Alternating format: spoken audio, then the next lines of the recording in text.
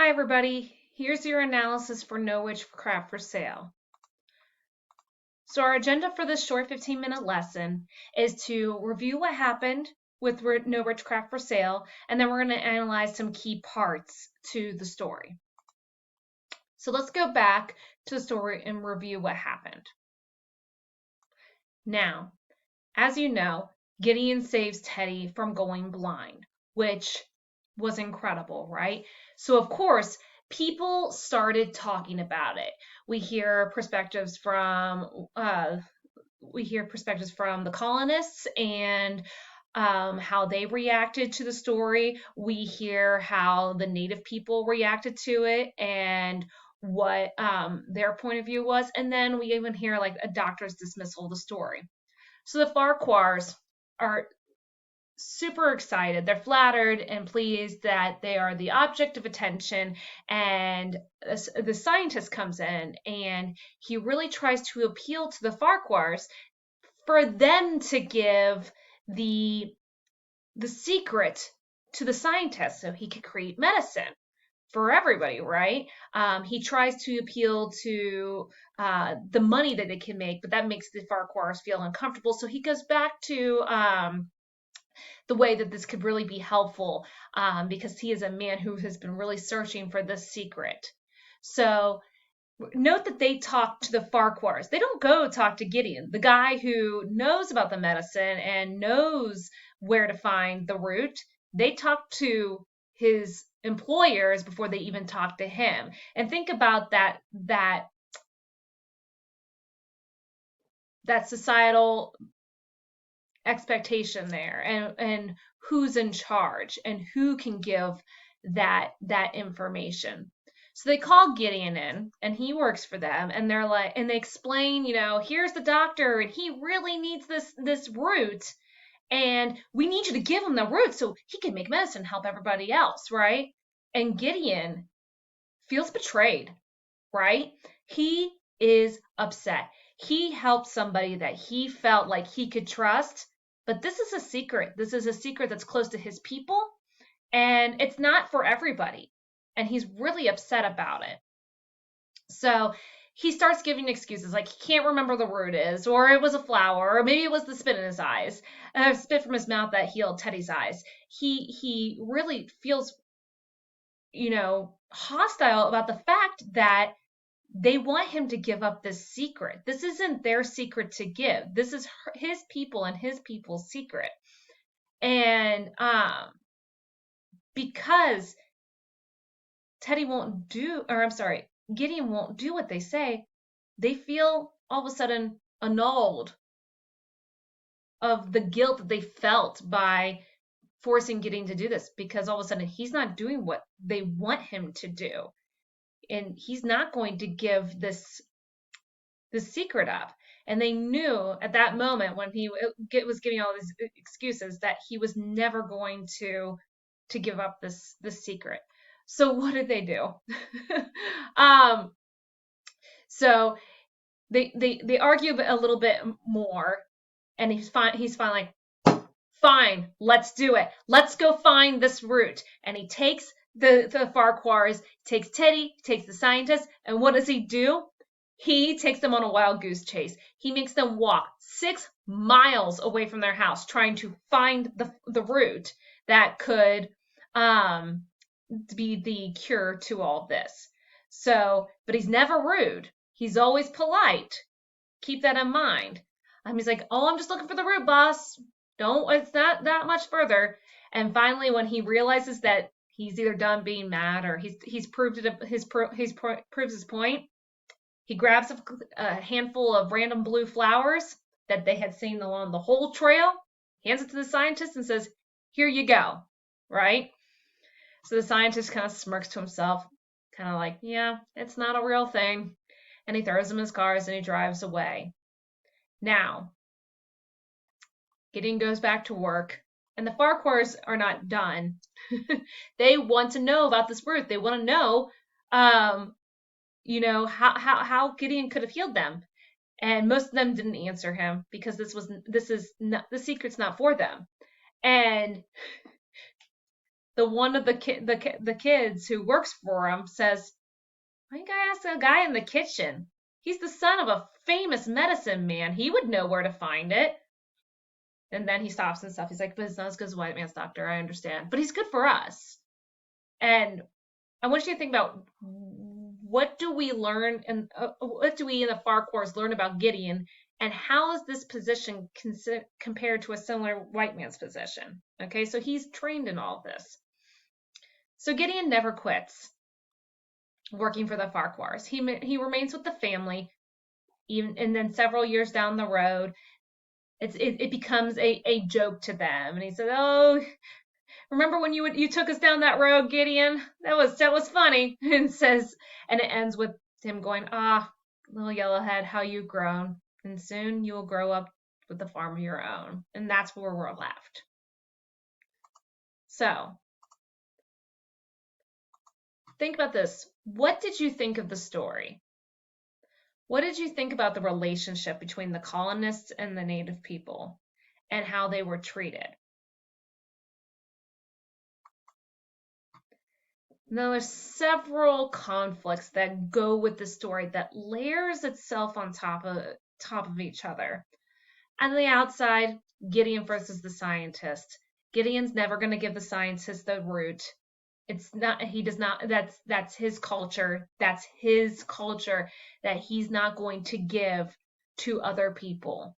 Then we have that other layer with Gideon versus the Farquhars, that complicated relationship with, he cares about them, but he remembers where his place is in that society. Then we have Gideon versus his conscience. And man, I mean, you cannot deny that he has got he's got some conflict with his conscience. Do you give up this culture to let them take over yet another thing that they've stolen from your land and taken over? And then we've got Gideon versus the inevitable. At the core of the story, the Lessing talks about that inevitability of his place in the world, his son's place in the world, what the expectations are, and what he is and isn't allowed to do. So I want you to consider the setting. The setting is on the Farquhar's farm. How would this have been different had it been set in London, or if it had been set in his village? So why does it matter that it happens in this particular setting on the Farquhar's farm? They're the ones who own the land. They're the ones who are in charge here. So why does the setting matter, and how does that impact the story? So I want you to consider that as you are analyzing the story yet again. And then remember, Lessing lived in Africa on a farm. This is an authentic portrayal of those cultures and those relationships between the cultures and the society. So think about how she does this within the story. She does it from Gideon's perspective and the Farquhar's perspective. You see this with Gideon and Teddy, and then Teddy and Gideon's son. We see how the native people talk about the medicine and how they held up, and then think about the cowboy and how he holds up Gideon. He's like, man, he's a smart guy in there. That kitchen, the guy that cook in the kitchen, he knows his stuff. And then think about how the townspeople who were British, how they thought of the medicine, and where and whether or not they believed it was a real thing. Think about how the scientist dismisses Gideon. We know now that Gideon is an incredibly smart and knowledgeable son of a medicine man. We know it's real, but it's believing that. And that word witchcraft is very pointed. There's a reason why Lessing chose that word. Think about the British point of view on the African people and what they would consider real medicine.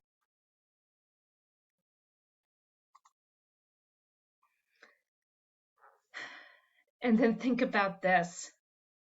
Teddy possibly going blind is symbolic. Teddy, at the beginning, didn't see that difference between him and Gideon, did he? But Gideon knows the inevitability.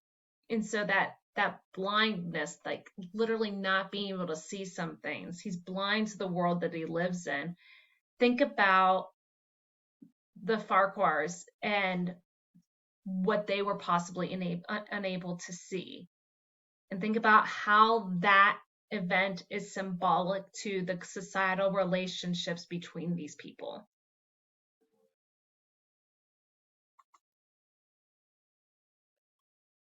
And then let's review this excerpt. But it was at that moment that they all realized he would never give in. The magical drug would remain where it was, unknown and useless, except for the tiny scattering of Africans who had the knowledge, natives who might be digging a ditch for the municipality in a ragged shirt and a pair of patched shorts, but who were still born to healing, hereditary healers, being the nephews or sons of old witch doctors whose ugly masks and bits of bone and all the uncouth properties of magic were outward signs of real power and wisdom. The Farquhars might tread on that plant 50 times a day as they passed it from house to garden, from cow crawl to mealy field, but they would never know it. So, look at these underlined words. Okay, what do they help emphasize? We have digging a ditch, ragged shirt, patched shorts, a real power and wisdom. Think about the attitude that many of the white people had towards the Native Africans. They're looking down on them. So they might be somebody who's just digging a ditch, you know? And she's really emphasizing that they're living these lives, but they have this real wisdom that could help others, but it's kind of it's looked down upon. And then think about the title No to Witchcraft Sale. We already talked about this a little bit, and the significance of using the word witchcraft, okay? This is medicine. This is natural medicine that saved the boy, but it's considered witchcraft. Why is it called witchcraft? Think about that attitude that was prevalent during that time. And then imperialism. Think about the general observation Lessing is making about British imperialism in African society. What is she saying about that and the clash of cultures in Southern Africa through her depiction of Gideon, the Farquhars, the scientists, and the conflicts all they face? So think about that imperialism. We've talked about that through this lesson. Think about their attitudes towards her depiction of all these different characters and the many layers similar to what we talked about here and what they face. Okay? And finally, I want you to think about this. Why is it still important to read this today? What connections can you make to the world around us? So I want you to think about our current society. Is there anything in our society that connects you to these ideas? And consider that. All right. If you have any questions, let me know.